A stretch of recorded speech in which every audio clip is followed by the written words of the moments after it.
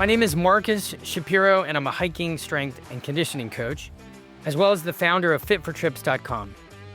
Today, I had the privilege of catching up with one of my Kili summiters and backpacking clients. Her name is Renee. She was 40 when she successfully tackled Mount Kilimanjaro, followed by an unforgettable Alaskan backpacking adventure. So even if summiting Kili isn't on your bucket list, this episode is packed with a story and insights for anyone who's ever felt overwhelmed by the thought of committing to a big, iconic hike. Renee had been eyeing Kilimanjaro's 19,341-foot summit for 4 years. As her departure date loomed, she decided to test her limits with a 20-mile hike in the Tetons, complete with a 4,200-foot elevation gain. It was a huge wake-up call. She struggled, and that struggle showed her she needed a structured training plan for Kili to boost her confidence and quiet those nagging doubts. And that's when she reached out to me for coaching. In this episode, I'll walk you through how we developed her weekly goals, kept her on track with Sunday night check-ins, and leaned on simple yet powerful strategies like stair climbing. You'll hear how all the preparation helped her conquer her fears, protect her knees, and ultimately find the trek far easier than she ever imagined. But be sure to stick around because Renee also enlisted my help for an Alaskan backpacking trip, and her testimonial from that experience is truly eye-opening. Enjoy my conversation with Renee. We're just going to get started, okay? So you reached out to me in September of 2023 to inquire about training for Kilimanjaro departure mid-December, and here's exactly what you wrote. I'm climbing Kili in late December. I'm currently in the middle of a 4-week plan that was put together for me by my trainer at a local gym, but I'm looking to advance to something more Kili/hiking specific. So this plan will get me through the next 2 weeks, and then I'll be looking for an 8-week program that would end in mid-December. So my current plan only includes strength training. I'm specifically looking for something that incorporates cardio as well. I currently live in Montana and have done a fair amount of hiking this summer. I consider myself to be in fairly good shape, and I'm looking to build on that. So anyway, I just want to kind of share that with you. That was a long time ago. Feels like a lifetime ago.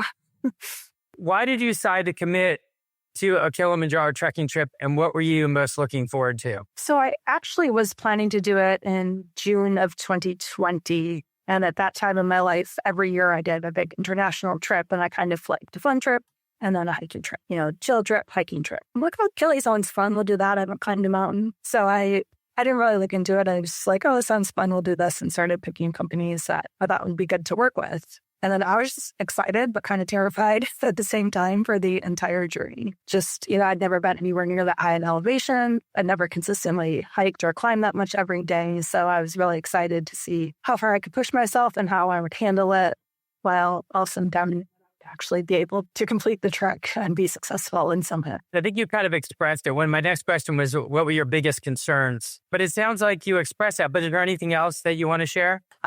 No, just my overall ability to complete it, I would say was a big concern. But in line with that was the altitude, because it's something I hadn't experienced beyond 12,000, 14,000 feet. And I know when I get up that high and I'm hiking, I tend to get obviously tired a lot faster. So it was the altitude, I think, more than anything that really concerned me, and getting fit enough to not have the altitude just exhaust me with day after day of hiking and getting higher. By the way, up to this point, what was one of the biggest, most challenging trips that you've done prior to doing the Kili summit? So I did Patagonia, the O circuit, like 2 years prior to, 2018, 2 years prior to when I was going to do Kili, but that wasn't a very difficult hike. It was long. It was probably 80 miles, but it was a very steady up and down and up and down. There was no real incline, no real altitude. I guess the most difficult, I would say, was a 20-mile day hike in the Tetons with 4,200 feet of elevation getting up to 10,000 feet. And I did that probably right around when I contacted you. That was like September, but probably early September of 2023. So it was a good confidence booster, but it was also like reality check. We have work to do. All right. So I'm going to remind you of this. With 1 month to go, here's what you wrote me. You said, hey, I'm feeling great. My body was pretty tired and my legs a little sore by the end of my hike on Saturday, but nothing abnormal or painful. Hikes that used to be challenging are now a walk in the park, and I'm really pushing myself with speed and breathing. I can tell I'm making a lot of progress. Only 1 month to go. So basically, we worked together from the middle of October to the middle of December. Okay. And I put together a 12-week tracking chart where you're able to begin the tracking your distance elevation gain numbers like 4 weeks prior to you initiating your training with me. Now, between treadmill, stairs, and hikes and walks, you completed 225 miles within that 12 weeks and a total elevation gain of 64,346 feet of elevation gain. So 43% of that elevation gain was on the treadmill, 17% on stairs, 31% hiking and walking, and like 8% on stair climber. And it's about 100%. But really, you did the perfect thing. I mean, what I recommended to you was that between your hiking and walking and stairs, that you get about 50%. And you did pretty close to that. So that was really cool. That was a helpful guide. Anything looking back on, it's kind of a loaded question, but anything looking back on that, that's a lot of work. Any thoughts on that?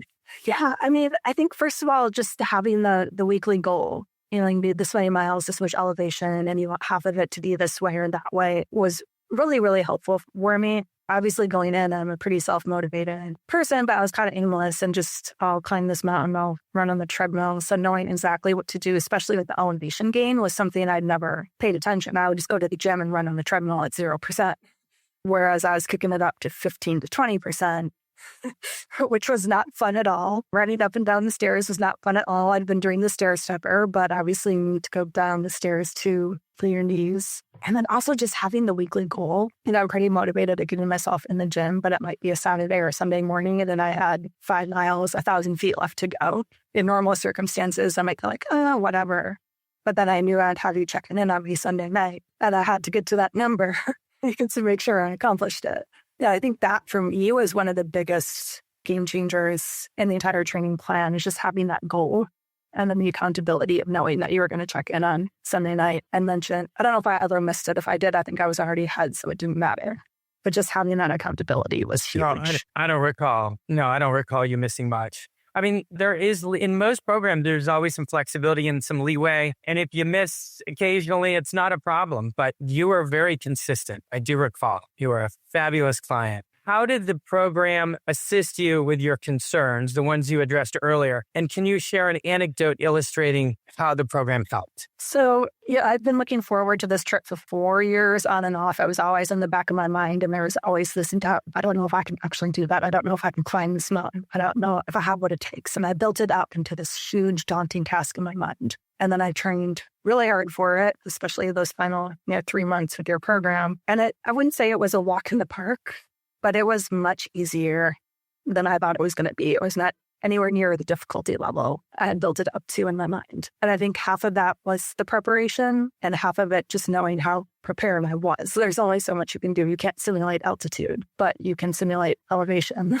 treadmill. So I think all of that training, especially the elevation gain goals every week, were instrumental in making it so that when I was at 18,000 feet, I had to climb another 9,000 feet. It's like, okay, 1,000 feet to go. You got this. You've done it day after day after day. And it just really ended up being, my goal with all of the training was to summit, but also to make the trip. I didn't want it to be miserable where every day I was like, oh God, I should go climb 3,000 more feet today. And the entire trip was just fun and amazing and spectacular. And that was really the goal in my training. And what you really helped me accomplish in putting the plan together, just being able to get out there and go day after day after day. And it's not a long hike. It's only like 37 miles total. So it's really the altitude that makes it difficult. And I never once was there a moment where I doubted. Okay, that sounds great. I'm going to ask you some other questions, and they're kind of bleed into each other, but let's see if we can flesh anything out. So sure. What was another thing that surprised you that you were able to do, which you think the program helped? The hiking in general. I mean, that's really, we didn't have many responsibilities beyond hiking all day, every day, because they did everything for us. They carried our water and they carried our packs. Though I did carry my pack every day, except for summit day. A lot of people weren't carrying their own weight because we had people who would carry it. But man, dude, I got this. Carry my weight. I think the training helped with that. I don't know if the training helped with my oxygen levels, but the tour company took our blood ox levels twice every day, and mine only dropped to around 90% in one time, which apparently is extremely rare. Everybody else was in the 80s, doubling up on Diamox. So no, you're good. So I have no idea how much of that could have been attributed to training versus my body. But it's clear that physiologically, I was very, very prepared for this trip and probably completing all of that training. 5,000 feet in Bozeman certainly helped as well. Okay, that sounds great. So what was one of the most beneficial parts of the program? Okay, so I'm going to kind of ask two questions. They kind of fuse together, but let's also see what we can flesh out here. That would be interesting. So what was the most beneficial part of the program? Okay, or think about it this way. What activities do you think contributed most to your success? So you did treadmill, you did stairs, you did hiking and walking, you did ruck walks, leg strength exercises, and then you had these milestone challenges, that we built in. So just take it wherever you want it and just kind of comment on that, however. For sure. So being where I was living in Montana, obviously I was hiking all summer. So that was my go-to. That was how I trained. So I was pretty good with that on my own, but then it was getting cold and I didn't know how to simulate the mountains in the gym. As I mentioned, I was just like, okay, I'll just go run on the treadmill. But I had no idea how to incorporate the elevation gain into it. The elevation calculator for the stair stepper and the treadmill that you put together was huge for me in figuring out, okay, I need to run 3 miles today at 12% incline to get XYZ feet. And that was invaluable for me in getting that elevation gain in. And then, of course, the stair stepper versus the stairs. When I first met with you, I was doing the stair stepper and that was it. And that does bring up one of my bigger concerns was my knees and the ability to handle the descent. I was actually more worried about the descent in 2.5 days than I was about the ascent because I know my knees are very injury prone. And that's when you're like, Renee, you can't do the stair stepper. You have to do the stairs. You have to, get that up and down. I'm like, I don't have any stairs. I'm like, I have 2 flights of the gym. They're like, that's fine. Do it there. I think the most laps I did of those 42 stairs was 150. Plus or minus, because trying to count 150 laps is no small feat. But I would say, those two things, teaching me how to calculate the elevation gain and simulate that in the gym, and then refocusing from the stair stepper to the actual stairs were probably the most invaluable things for that trip. And then getting in shape, I made it down 15,000 feet in 2.5 days with no issues, no knee pain, which was great and huge for me. Yeah. Now, in this next question, I'm making a pretty big inference and I'm putting you on the spot. It's not fair, but I'm doing it anyways. So clearly it sounds like you would recommend people working with me to accomplish their bucket list hikes. Okay. But I'm curious why. Is there anything in particular, although you've covered a lot of things, but is there anything you want to point out? Yeah. Obviously I came back to you a second time. So certainly I would recommend you to other people. When I first joined, when I put together a plan with that other gym, it was a very basic leg workout plan. I thought it was going to be more, hiking and elevation based, and it really wasn't. And I did a ton of research trying to find something like what you do, but I didn't even know how to find it, how to start. And I didn't find very many people, at least in my limited searching capabilities, who do what you do. And to me, it made perfect sense. The website listed all these different options with the personalized coaching or even just down to here's a free plan, which I really like to offering the free plans. Even though I didn't do one, it just gives me confidence. Okay, this guy isn't just out to make a buck on anyone. He really cares about getting people in shape. And then, because I didn't do the full program, I didn't do the strength building with you. You cut me a pretty good deal, that worked in my price range to make it happen. And it was clear to me that you really cared. Again, not just about making a buck, but about getting people on the trails and getting them prepared. And then still giving me what I found to be above and beyond personalized attention to ensure that I was meeting my goals and then throwing together. I think we had an extra 2 or 3 weeks and you shot me over another chart so I could continue tracking it. So I really felt that personalized individual attention throughout the entire program, even though that first one we did was kind of abbreviated because I just needed the basic help. But I appreciated that I didn't have to buy a full package that you didn't need. You really worked with me for my individual needs and put that together. Okay, well, that's great. Well, I'm grateful. Appreciate those thoughts. Tell the listeners about the Alaska backpacking adventure that you're going on. And if the success of the Kilimanjaro summit had anything to do with you picking it, or was it just kind of the next thing on your bucket list? Yeah, so I wasn't actually even searching for a backpacking trip at this time. I'm a nomad and I'm currently living in Alaska. And I was like, I want to go backpacking to one of the national parks, but most of the national parks here don't have trails. Long story short, I didn't feel prepared to do it on my own. And I found this amazing looking 10-day backpacking trip. And Marcus, I don't know if you remembered, but I was like, I emailed you. I'm like, I don't think I can do this. I have to carry all of my own weight, 40 to 50 pounds for up to 10 days. And I emailed you before I even committed to doing this trip. Like, can I get in shape? Can you help me? And you're like, yes and yes. So I was like, okay, done. So find a trip. You were like, reach out to me 4 months in advance. But obviously I've been training pretty much nonstop in the various places I've lived. And we just got serious about that one a couple of months ago. And that's coming up in 3.5 weeks. I've still got that little voice of doubt in my head being like 40 to 50 pounds, but I have been training my butt off and I know I'll be ready. I just have to shut it out and be like, you've done the work, you've put in the time, you're doing the work, you're putting in the time. Yeah, obviously we added the really fun 50-pound workouts this time. I did nothing like that for Kili because I didn't have to carry my weight. So it's been all under a volume. But again, your guidance has been instrumental in going from, yeah, I can carry a 30-pound bulk to working my way out in a safe and comfortable fashion to carry everything I'm going to need for 10 days in extremely remote Alaska. Okay, that's cool. Man, I'm grateful that you came back and requested my help. That was nice. I appreciate it. So I guess one of the last things is any advice for Kilimanjaro summiters in general that you want to share? Yeah, I mean, to anyone even thinking about it but not committed, I would say absolutely do it. It's an amazing, incredible, life-changing experience. It's difficult, but it's not impossible. It's not long days. And if you just put the work in, hire Marcus to help you out, he will get you in the best shape of your life. And it's just such a fun, incredible trip. Kilimanjaro or any bucket list hard mountain type of experience. I think it's life-changing, not only in the moment and completing that, but just proving to yourself what you can do and pushing yourself on your comfort zones and beyond your limits to do amazing things that very few people in the world ever will or can do. Hello, folks, and thanks for listening thus far.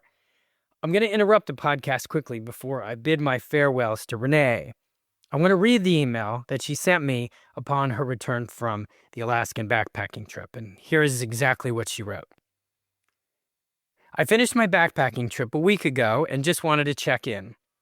It was one of the most amazing, beautiful adventures yet, and also by far the most difficult. Day one found us dropped off by a float plane on a tiny patch of shoreline and immediately bushwhacked 2,000 feet straight up a very mossy, squishy, alpine tundra-filled forest of grass and trees far taller than us. It also had me cursing my existence, hiking in Alaska, and the owner of the company who convinced me I was qualified for this trek.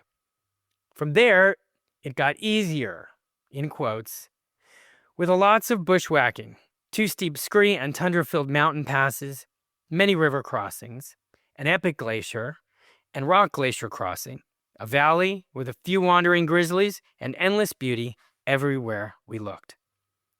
This trek was significantly harder than Kili, especially with a 50-plus pound pack on my back that weighed 52 pounds at check-in. But I was able to hold my own and keep up with the group. And there is simply no possible way that would have been the case without your plan and your guidance. The endless stair and incline treadmill workouts, making all of my hikes harder with gradually increasing weight in my pack. These things were so invaluable in making this trip such a success. I cannot thank you enough for the time, effort, and encouragement you gave me as I trained for this. I don't know if you remember, but I called you to discuss before even committing to the trip. It was one of the most incredible things I've done, and it wouldn't have been possible, or at least not nearly as enjoyable, without you. And that's what she wrote. So I'm going to bid my farewells to Renee, and thanks for listening. All right. Well, once again, I'm so grateful that you gave me the opportunity to work with you, not once, but twice. And I'm so excited for you. I can't even imagine what your bucket list is going to look like. The things that you've checked off between now and 10 years from now and even 20 years from now. You're going to have such a rich life full of adventure. So good luck to you. Well, thank you, Marcus. You might hear from me again next year. Who knows? That concludes this episode of the Hike Strong podcast. I'm committed to keeping all of the episodes for free. All I ask is that you subscribe to the podcast and leave a review. And don't forget to share this podcast with your friends. My goal is to build a vast community of hikers with the confidence to crush any local or global trail. I hope you will join me in this endeavor. So until next time, train, hike, repeat, and as always, I'm here to support you every step of the way.